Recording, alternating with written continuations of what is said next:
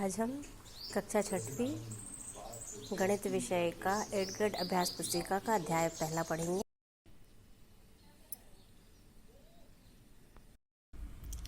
आज हम कक्षा छठवीं विषय गणित का अध्याय 4 आधारभूत ज्यामितीय अवधारणा के बारे में पढ़ेंगे। ज्यामिति का अर्थ है, इंग्लिश में ज्योमेट्री बोलते हैं और यूनानी में बोलते हैं जियोमेट्रॉन। इसको इंग्लिश में जो जियो है इसका मतलब होता है मापन, किसी भी चीज़ का मापना, भूमि को मापना, कपड़े को मापना, फर्नीचर को मापना, घर को मापना, जैसे इंजीनियर मापते हैं, नापते हैं।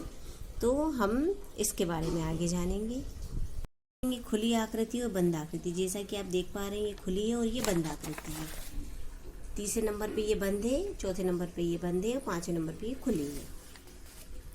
अब हम नीचे देखेंगे, हमें यहाँ बताना है कि खुली है या बंद। तो हम देख पा रहे हैं ये खुली है, ये बंद है, ये खुली है और ये बंद है। अगले प्रश्न में हम देखते हैं, हमें खुली और बंद आकृतियों के कुछ नाम देना है, उदाहरण। तो खुली आकृति जैसे सरोता हो गया, कैंची, पेन, अंग्रेजी वर्णमाला की अक्षर। और बंद आकृति में अंगूठी, माला, ट्यूब, टायर, गेंद, रिंग, ये सब बंद आकृति में। सबसे इम्पॉर्टेंट जो सभी को महत्वपूर्ण है, ये इस चित्र में, ये चित्र है हमारा, 5 बिंदु बताने हैं। तो बिंदु किसे कहते हैं? जो डॉट बने हुए हैं ना, ये डॉट है, ABCOED, ये बिंदु हो गए। रेखा, रेखा BD, कोई भी रेखा हो सकती है, EO, OA, OC। इसके बाद 4 किरण, किरणें वो होती हैं जिसमें ये एरो का निशान बना हुआ है, तीर का निशान बना रहता है, उसे हम किरण कहते हैं। OA हो गया, OB, OC, OD। इसके बाद हम देखते हैं 5 रेखाखंड।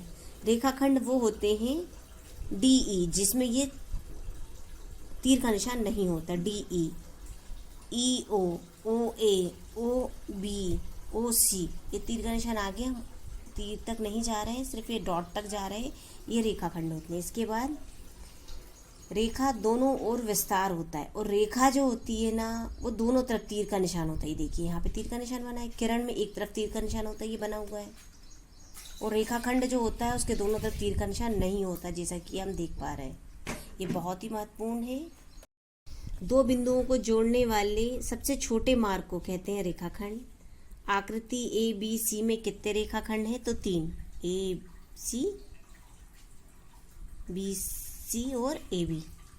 किसी त्रिभुज में समांतर रेखाओं की संख्या होती है?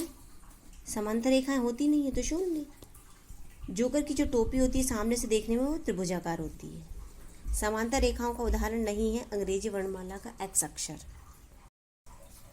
दी गई आकृति में कितने विकर्ण खींचे जा सकते हैं? तो हम ये इस तरह से 2 बिंदुओं को मिलाने पे ये जो बनती है इसे हम विकर्ण कहते हैं। और विकर्णों के मैंने यहाँ नाम लिख दिए हैं, 5 विकर्ण बनेंगे इसमें। किसी चौराहे पे चौराहा सहित गुजरने वाली सड़कें किस प्रकार की रेखाओं का उदाहरण है? तो ये हमने बना ली। ये जो है वो प्रतिच्छेद करें, ये वाली रेखा इसको काट रही है, ये वाली रेखा इसको काट रही है। किसी चौराहे पे चौराहा सहित गुजरने वाली सड़कें प्रतिच्छेद रेखाओं का उदाहरण है। इस आकृति में हमें किरणों के नाम बताना है, तो OB, ON, OC, OA ये लिखा हुआ है। अगला प्रश्न में हम देखते हैं, समांतर रेखाओं को समझाना है हमें। तो समांतर जो रेखाएं हैं वे रेखाएं होती हैं जो समतल में किसी भी बिंदु पर एक दूसरे को नहीं काटती हैं तथा दोनों रेखाओं के बीच की दूरी प्रत्येक बिंदु पर समान होती है। उदाहरण के लिए रेल की पटरी, खिड़की, दरवाजे आदि। ये देखिए इस प्रकार से 2 रेखाएं एक दूसरे को कभी भी नहीं काटेंगी, चाहे हम कितना ही आगे क्यों ना बढ़ा दें। अगले प्रश्न में हम देखते हैं कि सूर्य से निकलने वाली जो किरणें हैं प्रकाश किरण का उदाहरण है। यदि हाँ तो दैनिक जीवन में संबंधित किरणों के उदाहरण देना है हमें। तो हाँ सही है ये उदाहरण में टॉर्च और लेजर लाइट। इस प्रश्न में हमें अभ्यंतर बिंदु बताना था, तो DOE, ये देखिए DOE जो रेखा पे अभ्यंतर है, और अभ्यंतर इसके अंदर ये A है, ये अभ्यंतर हो गया। और हमें दूसरे में बताना है बहिर्भाग, तो EOF और बाहर इसके बीच में है C, A और C।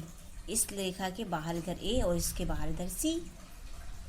इसके बाद हमें बताना है पर स्थित, तो पर B स्थित है, EOF पर B स्थिति देखिए B। इसके बाद अगले प्रश्न में हम देखते हैं खुली और बंद आकृति बतानी है। तो 2, 4 और 6 ये बंद आकृति हैं, खुली आकृति 1, 3, 5 है। अगले प्रश्न में हम देखते हैं हमें रेखाखंड बनाना है। रेखाखंड बना दिया, ये बना दिया रेखाखंड। इसके बाद हमें प्रतिच्छेद बिंदु बनाना है, तो प्रतिच्छेद बना दिया हमने जो एम बिंदु पे काटती है। इसके बाद हमें एल और ई एफ पर स्थित है परंतु डी स्थित नहीं है, ये बना दिया हमने। इसके बाद हमें बताना है ओ पी ओ क्यू बिंदु क्यू पर मिलती है, ये देखिए ये चित्र बना दिया हमने। इस चित्र में हम देखते हैं समांतर रेखाओं का युग्म ए बी और डी सी। ये ए बी और ये डी सी दोनों के एक दूसरे के समांतर है। समांतर रेखाओं का युग्म क्या है? तो ए डी और बी सी है। समांतर रेखाएं कभी भी एक दूसरे को प्रतिच्छेद नहीं करती तथा समांतर रेखाओं के बीच की दूरी समान होती है तथा असमांतर रेखाओं के बीच की दूरी समान नहीं होती है। इस आधार पर हमने समांतर और असमांतर रेखाओं का चुनाव किया है। अगले प्रश्न में हम देखते हैं हमें 11 माचिस की तीलियों से अधिकतम कितने त्रिभुज बनाए जा सकते हैं? सारे त्रिभुज एक दूसरे को सटाकर बनाया जाना चाहिए। तो ये हमने तीलियाँ ली हैं, टोटल हमने 11 ली हैं और इससे मिलकर हमने त्रिभुज बनाए हैं। तो हम देखते हैं तीलियों की संख्या तो 11 है और इससे बने त्रिभुजों की संख्या सटे त्रिभुजों की संख्या है 5।